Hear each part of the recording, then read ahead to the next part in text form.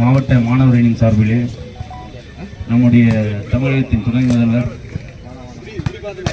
நம்முடைய இளந்தலைவர் அவர்களின் பிறந்த நாளில் எளியோர் எழுச்சி நாளாக மாணவர்களின் சார்பிலே பல்வேறு நிகழ்வுகளை நம் மாணவர்களின் முன்னெடுத்து வருகிறோம். அதன் தொடர்ச்சியாக இன்றைய தினம் ஏலகிரியில் தொடங்கி பயிலிறக்கம் முதற்கொண்டு இந்த ஒரு வருட காலத்திலே பல்வேறு நிகழ்வுகளை மாவட்ட மாணவர்களின் சார்பிலே பல்வேறு விழாக்களுக்கு முன்னெடுத்து வருகிறோம். இந்த நம்முடைய துணை முதல்வர்களின் பிறந்தநாளை முன்னிட்டு சரியாக சொல்ல போனால் இது எங்களுடைய 10வது நிகழ்வு. இன்னும் ஓரிரு நிகழ்வுகள் மீதம் உள்ளது.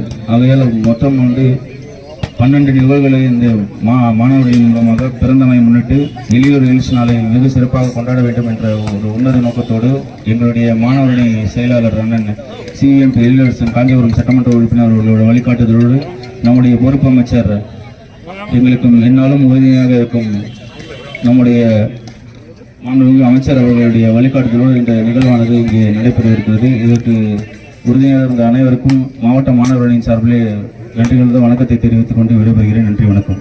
அவர்களே மற்றும் மாவட்ட தலைமை பொதுக்குழு உறுப்பினர் அருமை சகோதரர் T. ரகுநாத் அவர்களே, சத்யநாராயணன் அவர்களே, அண்ணன் தேவராஜ் அவர்களே, மாவட்ட கழகத்தினுடைய நிர்வாகிகள், துணை செயலாளர் அண்ணன் சம்பத்குமார் அவர்களே, துணை செயலாளர் சகோதரி சாந்தி சீனிவாசன் அவர்களே, நிகழ்வுகள் நம்முடைய கழகத்தினுடைய இளைஞரணி செயலாளர் துணை முதல்வர் அண்ணன் உதயநிதி ஸ்டாலின் அவர்களின் பிறந்த நாளை சிறப்பாக கொண்டாடி வருகின்றோம்.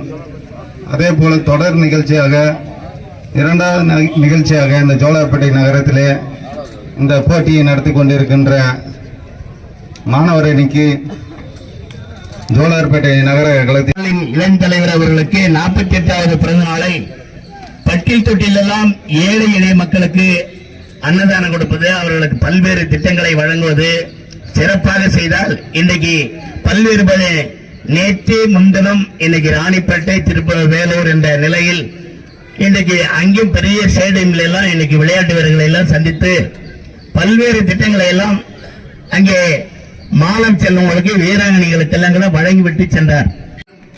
முன்னுதாரணமாக இந்தியாவிலே ஒரு வழிகாட்டுதாக இந்தியாவில் இன்றைக்கு பல்வேறு மாநிலங்கள் இருந்தாலும் தமிழகத்தில் தான் இன்றைக்கு சிறப்பாக நல்ல திட்டங்களை அன்றோடு ஒரு திட்டங்களை அறிவித்து அது மக்களுக்கு கிடைப்பதாக அந்த திட்டங்களை சென்றடைவு கடகோடு தாய்மார்கள், பெரியவர்கள், மாணவர்கள், இளைஞர்களுக்கெல்லாம் இன்றைக்கு கிடைக்கின்ற நோக்கத்தோடு தான் இன்றைக்கு கழக தலைவர் அறிவித்திருக்கார். அதைத் தொடர்ந்து இன்றைக்கு துணை முதல்வர் தன்னுடைய பொறுப்புகளை ஏற்றுக்கொண்டு என்னுடைய பணிகளை சிறப்பாக கழக தலைவர் என்ன செய்கிறார்